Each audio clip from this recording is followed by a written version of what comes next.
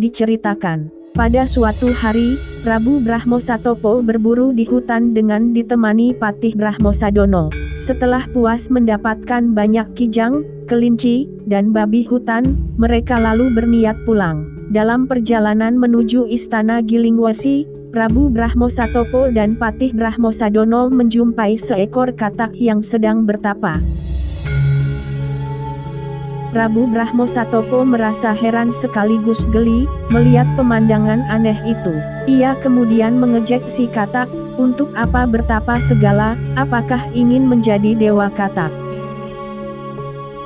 Patih Brahmosadono sebenarnya tidak setuju pada sikap Prabu Brahmosatopo, namun ia diam saja tanpa berkata apa-apa. Sementara itu, Prabu Brahmosatopo terus-menerus menertawakan katak itu dengan sikap menghina. Tak disangka, katak itu mampu berbicara. Ia mengatakan bahwa Prabu Brahmosatopo tidak sepantasnya merendahkan sesama makhluk. Meskipun sebagai binatang, namun jika mendekatkan diri kepada Tuhan Yang Maha Kuasa, tentu derajatnya lebih mulia daripada manusia yang mengedepankan angkara murka. Prabu Brahmosatopo sangat tersinggung pada ucapan itu. Ia kemudian membunuh katak itu, dan merobek-robek bangkainya. Tiba-tiba, langit berubah menjadi gelap dan halilintar menyambar-nyambar. Terdengar suara si katak berkumandang di angkasa, mengatakan bahwa sebentar lagi Prabu Brahmosatopo akan mendapatkan balasan dari Dewata. Mendengar itu, Prabu Brahmosatopo dan Patih Brahmosadono merinding ketakutan, dan buru-buru pergi meninggalkan tempat itu.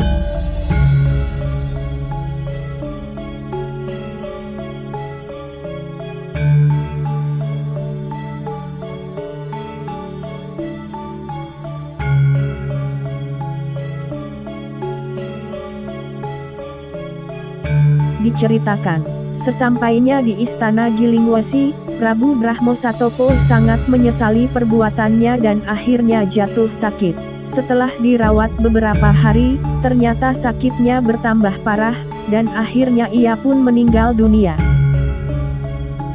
Sementara itu, Patih Brahmosadono juga merasa bersalah, karena sebagai menteri utama, harusnya ia mengingatkan rajanya jika berbuat kesalahan. Patih Brahmosadono merasa gagal dalam menjalankan tugas. Ia kemudian meletakkan jabatannya, lalu masuk ke sanggar pemujaan untuk mengheningkan cipta, melepaskan rohnya sendiri. Kerajaan Gilingwesi pun berkabung. Prabu Sri Mahawan dari negara Purwocarito, Prabu Basupati dari negara Wiroto, dan Prabu Sri Wahono dari negara Medang Kamulan, datang menyampaikan belasungkawa. Setelah masa berkabung selesai, Raden Parikenan kemudian dilantik sebagai Raja Gilingwesi yang baru, bergelar Prabu Parikenan. Adapun yang diangkat sebagai Menteri Utama, adalah menantu Patih Brahmosadono, yang bernama Aryo Sangkoyo, yakni putra Aryo Brahmostuti. Sementara itu, yang dijadikan sebagai punggawa negara adalah Aryo Sanyaki, juga putra Aryo Brahmostuti, serta Aryo Jatmoko, putra dari Aryo Brahmoyono. Prabu Parikenan lalu mengangkat pula keempat pamannya sebagai pandita negara, yang masing-masing kemudian bergelar Resi Brahmostuti, Resi Brahmoyono, Resi Brahmonosidi, dan Resi Brahmonojati.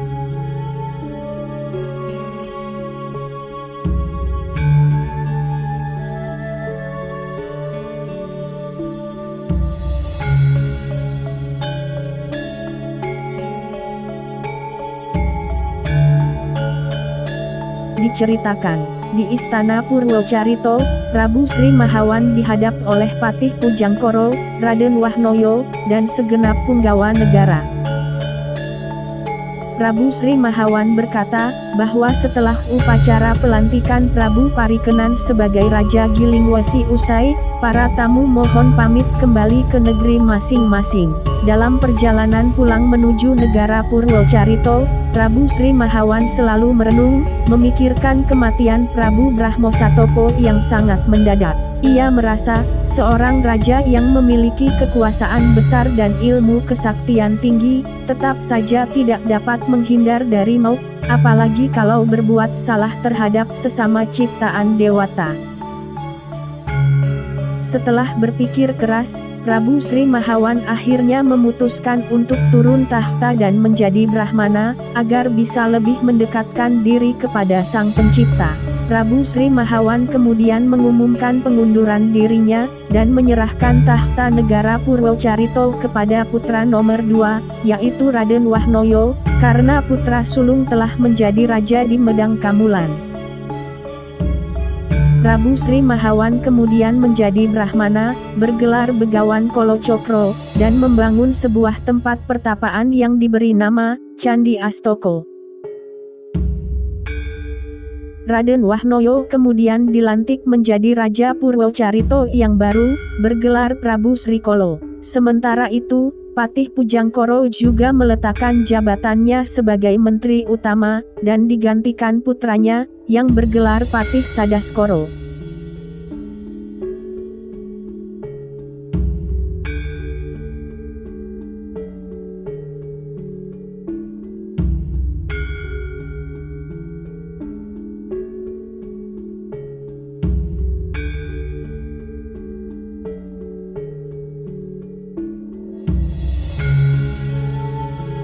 Kocap Kacarito. Batoro Guru di Kahyangan Jonggring Saloko mendapat laporan dari Batoro Endro, bahwa para bidadari di Kahyangan Suroloyo merasa kepanasan, karena hawa pertapaan yang dipancarkan Begawan Kolocokro dari Candi Astoko. Rupa-rupanya, Begawan Kolocokro bertapa ingin mencapai kesempurnaan hidup, dan mendapatkan derajat kemuliaan yang lebih tinggi. Batoro Guru kemudian memanggil Batari Durgo, dan mengutusnya untuk menguji kesungguhan Begawan Kolocokro. Batari Durgo segera mengubah wujudnya menjadi Batoro Guru palsu, dan mendarat di Candi Astoko. Mengetahui kedatangan Batoro Guru palsu itu, Begawan Kolocokro lalu bangun dari samadhi, dan menyambutnya dengan hormat. Batoro Guru palsu lalu menguji ilmu pengetahuan Begawan Kolocokro. Mereka berdua kemudian terlibat perdebatan adu kepandaian, hingga akhirnya Batoro Guru palsu kalah, dan kembali ke wujud Batari Durgo, yang kemudian buru-buru pergi meninggalkan Candi Astoko. Diceritakan, Batoro Guru di Kahyangan Jonggring Saloko menerima laporan dari Batari Durgo, bahwa Begawan Kolocokro telah lulus ujian. Rupanya, di antara ketiga raja yang dulu berguru kepada Batoro Ajisoko, sewaktu menjadi Sri Mohorojo Wisoko, yang berhasil menyerap ilmu paling banyak adalah Prabu Sri Mahawan, yang sekarang telah menjadi Begawan Kolocokro. Batoro Guru lantas mengutus Batoro Narodo, untuk menjemput Begawan Kolocokro, dan mengangkatnya menjadi dewa seperti kedua kakaknya terdahulu, yaitu Dewi Sri dan Raden Sadono. Batoro Narodo segera mohon pamit, berangkat melaksanakan tugas itu.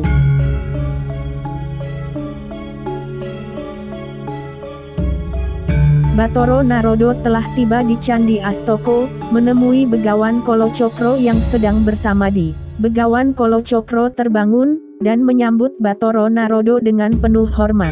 Dengan penglihatannya yang tajam, ia dapat membedakan, bahwa yang datang kali ini adalah Batoro Narodo asli, sedangkan yang tadi mendebatnya adalah Batoro Guru palsu. Batoro Narodo menjelaskan maksud kedatangannya, adalah untuk menjemput Begawan Kolocokro menjadi dewa penghuni Kahyangan, sebagaimana kedua kakaknya dulu, yaitu Dewi Sri dan Raden Sadono. Begawan Kalacakra tunduk dan menurut pada keputusan itu. Maka, Bathara Narada kemudian membawanya naik ke kahyangan dan menjadikannya sebagai dewa, bergelar Bathara Kalacakra. Namun demikian, yang dibawa Bathara Narada hanyalah roh Bathara Kalacakra saja, sedangkan jasadnya ditinggalkan di dalam Candi Astaka. Prabu Srikala sangat terkejut saat mengetahui sang ayah telah meninggal dunia, dan jasadnya ditemukan dalam keadaan duduk bersila di ruangan Candi Astaka. Ia lalu mengirimkan berita duka itu kepada sang kakak di negara Medang Kamulan, yaitu Prabu Sriwahono. Prabu Sriwahono sangat terkejut menyaksikan kematian ayahnya yang sangat mendadak. Karena hatinya terlalu berduka, ia lalu jatuh sakit dan meninggal pula. Istrinya yang bernama Dewi Hartati, kemudian melakukan bela pati, menyusul kematian Prabu Sriwahono.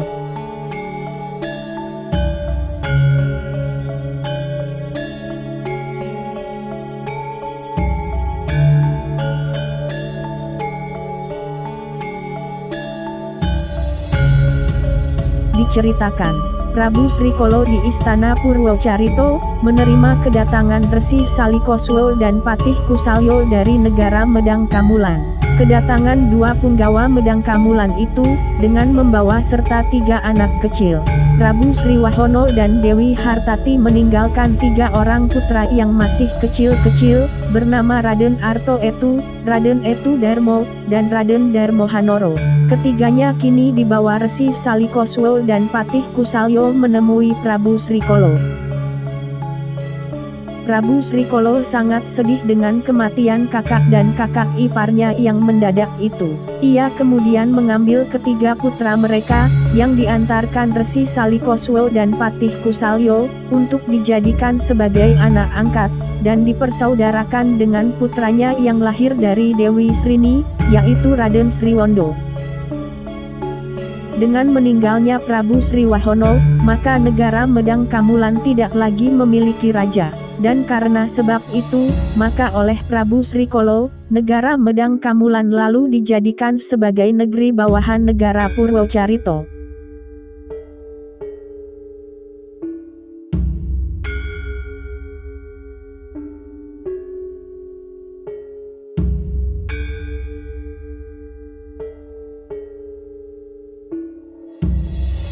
Diceritakan, Prabu Basupati dari negara Wiroto dan Prabu Parikenan dari negara Gilingwesi, sudah mendengar berita kematian Begawan Kalacakra dan Prabu Sriwahono. Masing-masing memimpin rombongan belasungkawa ke negara Purwocarito.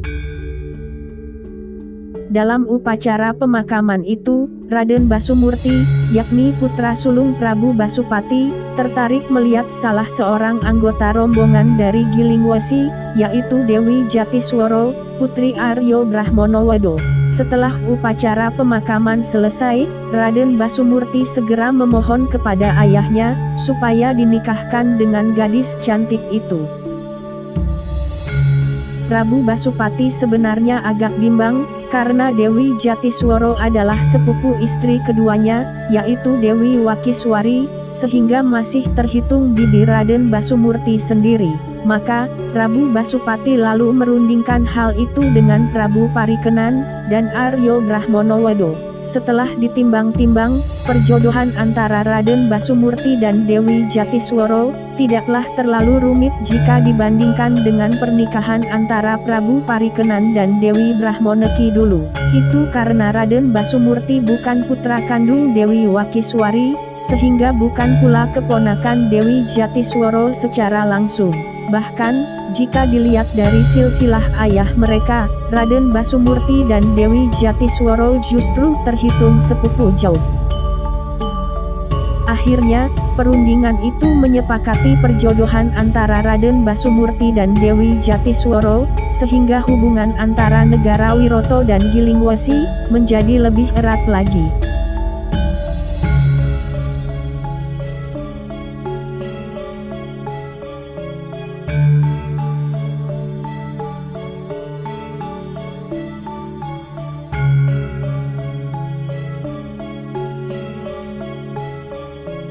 diceritakan. Maka, pada hari yang telah ditentukan, diadakanlah upacara perkawinan antara Raden Basumurti dengan Dewi Jatisworo, yang diselenggarakan di Istana Gilingwesi. Prabu Srikolo ikut hadir memenuhi undangan. Dalam kesempatan itu, ia tertarik melihat putri sulung Prabu Parikenan, yaitu Dewi Kaniraras, dan ingin menjadikannya sebagai menantu. Begitu upacara perkawinan selesai, Prabu Srikolo segera menemui Prabu Parikenan, dan mengutarakan keinginannya untuk berbesan, yaitu dengan mengikat perjodohan antara Dewi Kaniraras dan Raden Sriwondo. Prabu Parikenan menyambut baik lamaran itu, karena akan lebih mempererat hubungan kedua pihak. Akan tetapi, Prabu Parikenan merasa, Dewi Kaniraras dan Raden Sriwondo masih terlalu kecil untuk berumah tangga. Prabu Parikenan memperkirakan, paling sedikit 3 tahun lagi, barulah mereka berdua bisa dinikahkan. Prabu Srikolo setuju, dan jika nanti saatnya tiba, maka ia akan melamar Dewi Kaniraras secara resmi sebagai menantunya.